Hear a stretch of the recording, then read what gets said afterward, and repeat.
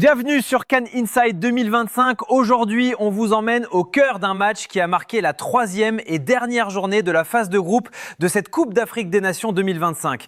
Un match qui a commencé comme un simple enjeu de qualification, mais qui s'est transformé en page d'histoire pour un pays. L'affrontement opposait la Tunisie à la Tanzanie et il s'est conclu sur un score de 1-1. Cette rencontre avait tout d'un match piège. Pour la Tunisie, l'objectif était clair, ne pas perdre. Une victoire ou un nul suffisait pour assurer la qualification en huitième de finale.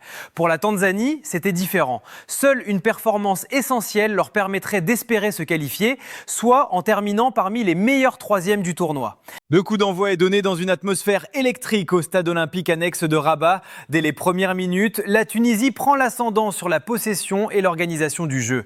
Les aigles de Carthage cherchent à contrôler le tempo, à faire circuler le ballon avec précision et à imposer leur rythme.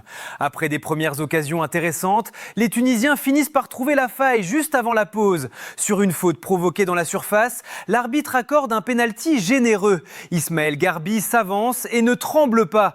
Il transforme le tir au fond des filets, donnant ainsi l'avantage à la Tunisie juste avant la mi-temps. On pourrait penser que ce but va libérer les Tunisiens, mais la Tanzanie n'a pas l'intention de se contenter de ce verdict. Dès l'entame de la seconde période, les Taifa Stars montrent une énergie renouvelée, une volonté de pression plus intense sur la Tunisie. Leur détermination est palpable. Ils ne sont pas juste là pour faire acte de présence.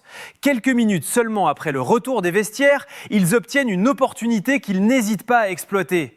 Un ballon récupéré à l'entrée de la surface tunisienne se transforme en contre rapide. Faisal Saloum, en position idéale, déclenche une frappe puissante à distance. Le ballon fuse et trompe le gardien adverse, ramenant ainsi les deux équipes à égalité. Ce but tanzanien ne change